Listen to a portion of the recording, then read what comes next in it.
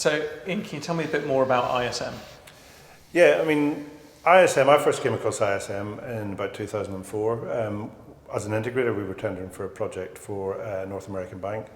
It was an investment bank and it managed a lot of pension funds, so regulation and regularity and compliance was very important to it. And they wanted to develop a follow-the-sun approach to their corporate control rooms.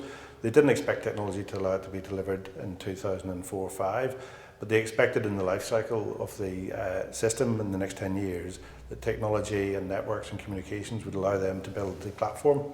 And that would allow them then to have a tiered security, if you like. So instead of running control rooms in countries and continents and subcontinents where they had many 24/7 control rooms, the theory was that if you had a major control room in your headquarters, wherever it be in the world, and then again in Europe and then in Asia, you could have 3 control rooms that would manage local response with security guards and key holding, and that way you'd have significant cost savings. So it was a spend to save initiative, anticipating what security was going to bring forward.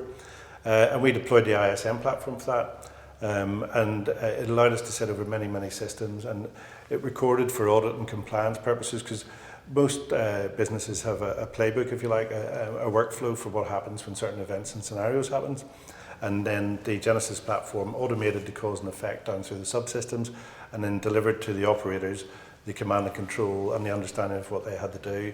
And then whenever the review came, they could then go back in on audit and review and very quickly assimilate all the information from all of these servers, storage devices around the world, whereas previously they'd had to get people to go down there, offboard the video, bring it into a central place, and it would take weeks to be able to actually review situational happenings. So, that was a great platform and we were very confident about it. So, my time at Beacon Security, we were about solutions. When there was issues in the legal professions because of meeting rooms and compliance and conflicts of interest, and Chinese walls was adjudicated no longer to be a trustworthy form, which is probably common sense when you look back. But I went to one of my clients and said, look, I can provide access control, I can provide a complete audit of everybody that goes in and out, and we can give you these rules by exception, where if these parties breach these areas, you'll understand there's been a breach in the compliance rules. And it allowed one of the big accountancy firms to operate with 2 clients, and they were both happy there's no conflict of interest in being representing both parties. So that's a solution to a business problem. And we've always been about looking for solutions. It's always been the theory of teams I've worked with to find the solutions to the client's problems. Because as a security provider, we're me too, because I've got, in the marketplace, I had very respectful security integrators, enterprise level. They're all good competition. So we had to have a unique value to the client, whereby we added more value than they did. And for me, it was about delivering those solutions. When I got involved with ISM, we had a platform and it delivered solutions into the custodial environment.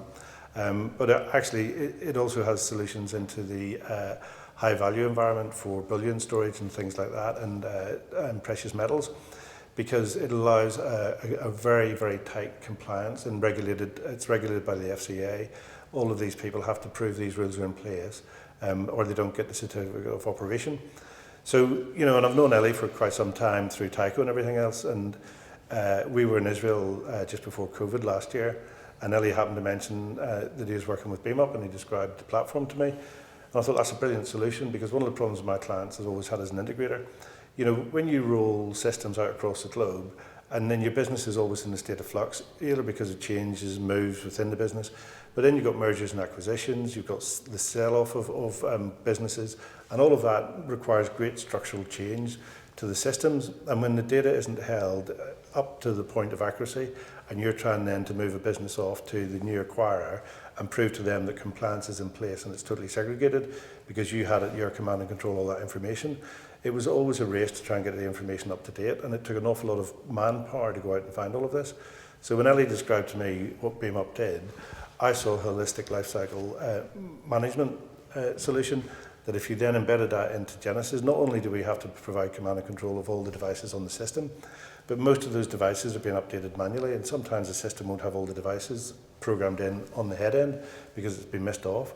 Whereas by integrating seamlessly with BeamUP on the design element and the delivery of all of the floor plans and all of the devices, that allows us to have a real-time state of the campus, if you like, and all the devices. We're going to work together, and you'll be able to provide the cause and effect programming by using BeamUp's tools to then populate the Genesis fully programmed and ready to go. That's a major lead over other platforms, because the amount of effort that goes into programming and making sure the rules by exception and the cause and effect is all accurately programmed and deployed means that every single part of the corporate campus has to be walk tested to prove it. By automating a lot of that, what we're doing is a checksum. You know, you've already done the programming by the machine learning, if you like, and then it's about the human oversight to make sure that all the rules and everything are deployed, and then it can be signed off as trustworthy. And that's what's exciting about BeamUp. You know, it really allows somebody to stay up to date in their corporate campus, and it allows them to make changes to the design of their systems. If you look at how the world's changed, we're delivering global solutions, and there's no reason why we can't have a global solution with one big central repository for data. But the reason we can't have it is the politics. And if you look at how borders have changed over the last 100 years, we've now got more borders before, and there's more limitations to how data can be moved around or held in those borders. And that's where BeamUp can then apply rules and re-architect systems very, very easily and readily to allow the rules to stay, to be in place, you know, as they become. You know, the change in the politics because of GDPR, and then, you know, there's different regions like Switzerland and Germany have rules on how system data has to be held. BeamUp will provide the design architecture, and it'll allow you to backdate the design architecture as the rules change as well. You know, that's very, very powerful for the end user, the integrator, and everybody's a beneficiary of this. Yeah, fantastic.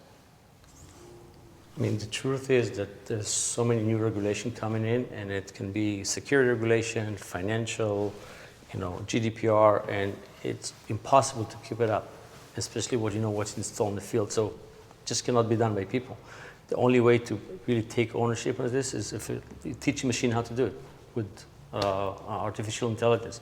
That's the only way to really know that your site is in compliance with the law. It's scary, but it is. Today, a lot of hardware that's installed on site are not in compliance, but they don't know about it, and they have no way of really identifying it. So unless you teach a machine how to do this thing, to automate this thing, as Ian said, that's impossible. That's the power of here. It can be done, automated by technology.